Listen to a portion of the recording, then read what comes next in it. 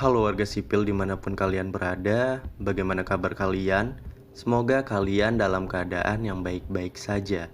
Pada kesempatan kali ini, Agent Number 5 bakal membahas salah satu kasus yang menggemparkan tanah Jazirah Arab dan pastinya dunia kala itu. Namun sebelum saya memulai, saya menghimbau dan mengingatkan kepada orang tua untuk mengawasi anak-anak kalian saat menonton video-video dari kami. Bila sudah, kita langsung saja memulai pembahasannya.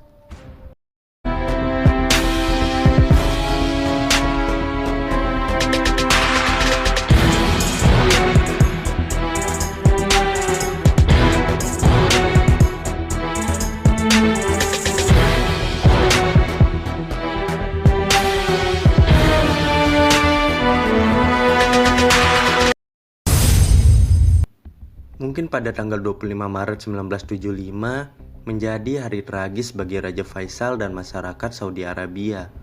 Karena pada saat itu terjadi satu aksi percobaan pembunuhan yang mengakibatkan nyawa Raja Faisal tidak dapat tertolong. 3 buah selongsong peluru menembus kepala, dagu, hingga melukai telinga Raja Faisal. Hal ini menggemparkan segala penjuru dunia dan Saudi Arabia hingga diperingatinya Hari Berkabung Nasional selama 3 hari.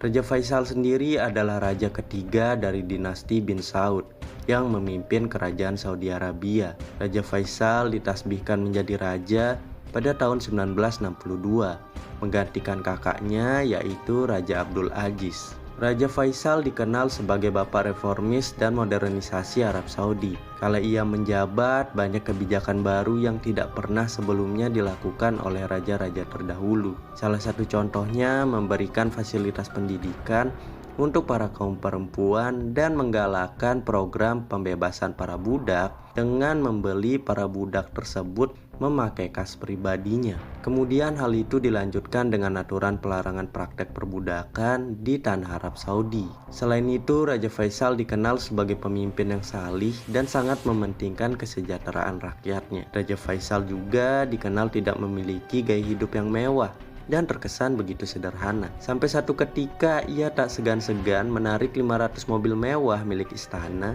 agar menghemat pengeluaran kas kerajaan. Dari dana tersebut, ia pun membuat program pembangunan sumur raksasa hingga sedalam 1.200 meter sebagai tambahan sumber air untuk dialirkan pada lahan-lahan tandus di semenanjung Arab. Dan satu hal yang mungkin tidak dilupakan saat membicarakan tentang Raja Faisal, ketika ia dinobatkan sebagai Man of the Year dalam majalah Time pada tahun 1974, dikarenakan ia sangat lantang dengan isu pro kemerdekaan Palestina. Sampai-sampai ia tak takut untuk mengembargo ekspor minyak dari Arab ke Amerika dan Uni Eropa sebagai aksi protes terhadap Israel karena selalu melakukan agresi militer terhadap negara Palestina. Karena kita tahu Amerika dan Israel mempunyai kedekatan yang begitu intim. Akibat dari embargo tersebut, sektor industri bahkan ekonomi di Amerika Serikat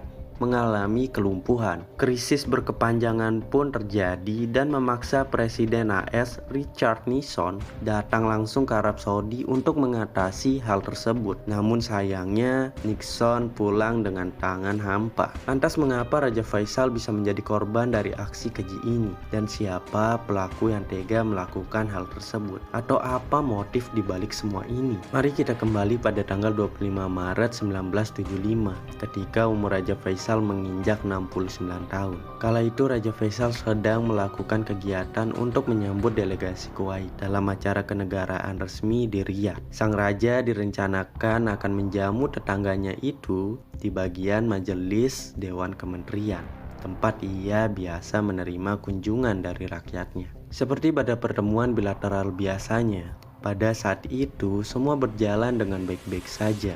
Namun semua akan berubah beberapa menit ke depan dan menjadi hal yang tidak akan diinginkan oleh orang-orang yang ada di dalam ruangan tersebut. Terlihat ada sesosok pria yang tanpa ada kepentingan apa-apa tiba-tiba memasuki ruangan pertemuan itu begitu saja. Pria itu bernama Faisal bin Musaid, yaitu keponakan Raja Faisal sendiri. Faisal bin Musaid menunggu di suatu sisi ruangan tersebut. Usai menggelar pertemuan, melihat keberadaan Faisal bin Musaid, Raja Faisal melakukan penghormatan juga kepada pangeran muda tersebut. Raja Faisal mendekatinya dan mengecup kepala dan hidungnya sebagai tradisi penyambutan keluarga Saud. Tidak ada satupun yang menyangka mimpi buruk itu datang. Faisal bin Musaid mengambil senjata api tipe revolver dari sakunya dan menembak Raja Faisal tepat mengenai kepala, dagu, dan mengenai kupingnya. Keadaan yang semulanya baik-baik saja itu pun berubah seketika mencekam. Salah satu pengawal Raja Faisal sontak menghentikan aksi keji Musaid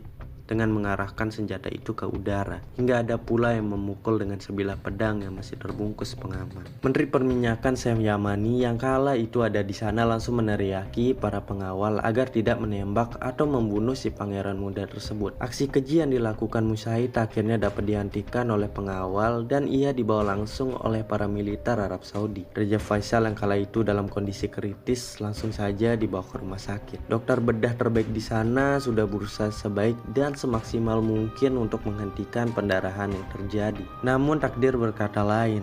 Raja Faisal menghembuskan nafas terakhirnya di rumah sakit itu. Akan tetapi sebelum beliau menghembuskan nafas terakhir, Raja Faisal sempat membisikkan sesuatu, yaitu agar Faisal bin Musaid tidak dieksekusi mati. Akibat perbuatannya itu, Pangeran Faisal bin Musaid ditahan. Investigasi atas pembunuhan ini pun digelar. Dalam waktu 16 minggu, otoritas keamanan Saudi melakukan penyelidikan mendalam dan hasilnya tidak menemukan bukti adanya konspirasi dalam pembunuhan tersebut. Meski awalnya sempat berhembus teori-teori konspirasi yang mewarnai aksi keji ini, bahwa Musaid adalah agen CIA, dan ada juga yang bilang bahwa Musaid adalah agen dari Mossad. Ada pula yang berpikir bahwa pembunuhan ini dilatar belakangi oleh sikap Raja Faisal yang mengembargo ekspor minyak dari Arab ke Amerika. Namun hal itu tidak benar. Penyelidikan yang berlangsung selama 2 bulan itu menyimpulkan pembunuhan Raja Faisal adalah tindakan individu dan tidak ada pihak asing yang memiliki hubungan dengan kasus itu. Sementara dugaan motif yang paling masuk akal adalah karena Pangeran Musaid mempunyai dendam karena dicekal tidak boleh berpergian ke luar negeri. Penolakan itu berawal dari kasus penangkapan Pangeran Musaid di Amerika Serikat. Karena sebelumnya Pangeran Musaid pernah ditangkap oleh kepolisian Amerika dikarenakan penyalahgunaan dan peredaran narkoba. Karena Musaid ini punya track record yang sedikit bengal sebagai seorang pangeran muda. Satu lagi spekulasi yang kuat adalah Pangeran Musaid ingin membalaskan dendam salah seorang saudara laki-lakinya, yaitu Khalid yang terbunuh 9 tahun lalu sebelum insiden penembakan Raja Faisal, yang kala itu tertembak oleh polisi yang ingin membubarkan demonstrasi menentang upaya modernisasi Arab Saudi. Akibat perbuatannya itu, atas segala desakan mau tidak mau penegak hukum yang ditekan juga oleh masyarakat, akhirnya si pangeran dijatuhi hukuman mati. Wasiat Raja Faisal yang sebelumnya meminta agar Musaid tidak dieksekusi mati harus dilanggar. Pada 18 Juni 1975, Pangeran Faisal dihukum mati. Menurut saksi, saat hukuman dijatuhkan, sang pangeran terlihat diam dan tenang ketika dibawa ke tempat eksekusi. Setelah proses hukuman dijalankan, kepalanya diperlihatkan selama beberapa waktu di tiang kayu sebelum dipindahkan ke dalam ambulans bersama dengan tubuhnya untuk dimakamkan. Oke, bagaimana warga sipil atas case yang satu ini? Semoga kalian paham dengan penjelasan dari saya. Bila ada salah dalam pengucapan, mohon dimaafkan. Atas segala atensi kalian, saya ucapkan terima kasih. Saya Jen Number 5, pamit undur diri.